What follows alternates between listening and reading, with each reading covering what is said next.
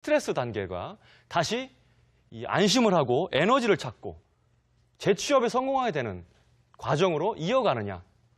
그런 면에서 퇴직자들이나 실직자들의 이러한 실직 상황이나 재취업을 위한 변화 관리는 아주 기본적인 상황이라고 말씀드릴 수가 있겠습니다. 이러한 변화 관리를 함에 있어서 이 두 가지 기본적인 요소가 있습니다. 그 요소는 바로 실직에 따른 스트레스 관리를 어떻게 하느냐, 그리고 이 스트레스 관리 후에 시간 관리를 어떻게 하느냐가 매우 중요한 포인트입니다. 그래서 스트레스란 무엇입니까? 스트레스라는 것은 신체적, 정신적으로 균형이 위협받게 되는 현상을 스트레스라고 합니다.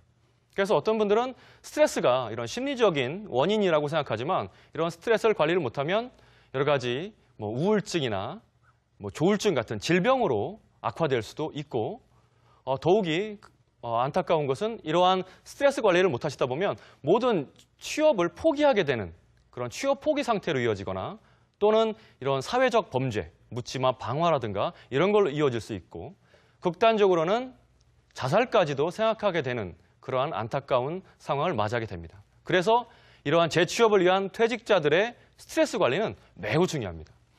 이 스트레스 관리는 크게 4가지 방법을 통해서 극복할 수가 있는데 행동 습관을 바꾼다는 방법, 즉 운동을 규칙적으로 한다거나 아니면 영양 공급을 규칙적으로 해준다거나 이런 방법을 통해서 극복할 수가 있고 또는 라이프 스타일을 바꾼다거나 또는 이러한 스트레스 상황을 아예 받아들이지 않는 통제의 상황을 하거나 또는 여러 가지 실직을 하시게 되면 모든 것에 대한 그 안 좋은 감정을 많이 갖게 되십니다. 그리고 모든 일에 대해 이제 짜증이 나거나 불만이 생기고 그리고 모든 일을 남 탓을 하거나 아니면 비관적으로 모든 것을 자기 탓으로 돌리는 이러한 무의식적인 반응들이 나타나거든요. 그래서 그러한 반응들을 긍정적인 반응으로 전환하는 인식 전환 단계, 이러한 4가지 방법을 통해서 스트레스 관리를 하실 수가 있습니다.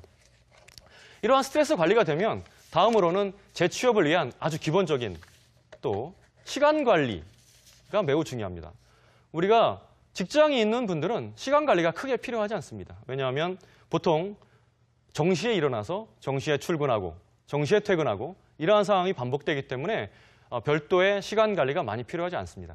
그러나 우리가 퇴직을 하게 되면 사실 남는 거는 시간밖에 없다고들 얘기를 하십니다. 사실 맞죠?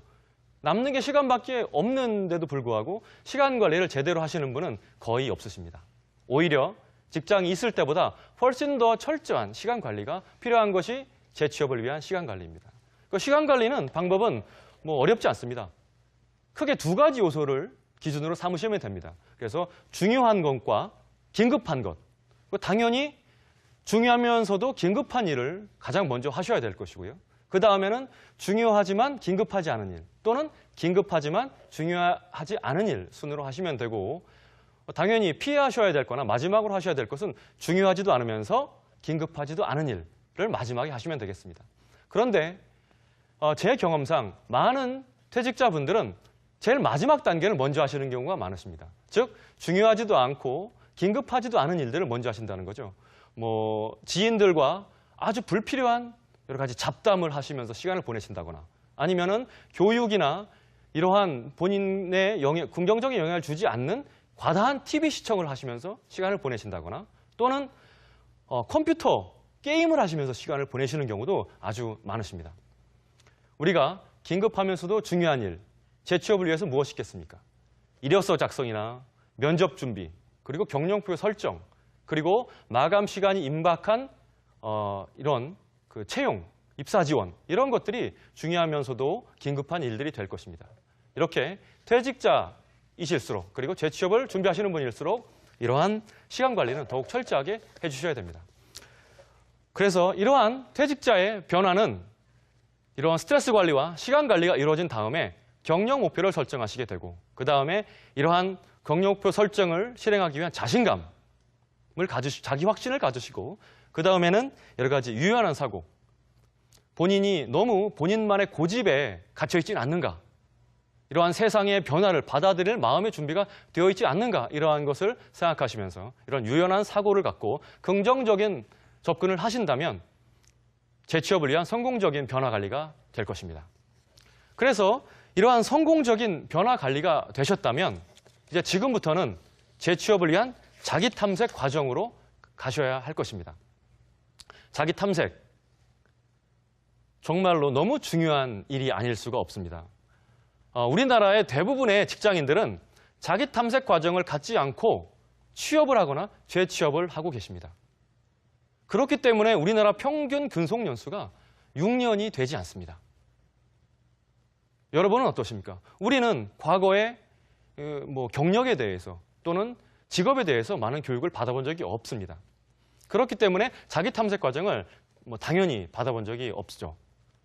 그러나 선진국 같은 경우는 보통 직업이나 직장을 선택할 때 이러한 자기 탐색 과정을 아주 필수적으로 겪게 됩니다. 그렇기 때문에 이러한 그 선진국에 있는 많은 직장인들은 본인의 경력 관리나 이런 것들을 스스로 알아서 하십니다. 그러나 우리나라의 경우는 자기 탐색을 학교 때 또는 대학교에서도 받아본 적이 없고 대기업에 다니셨던 분들은 아마 연수원에서 한두 번쯤은 비슷한 거를 받아본 적이 있으실 겁니다.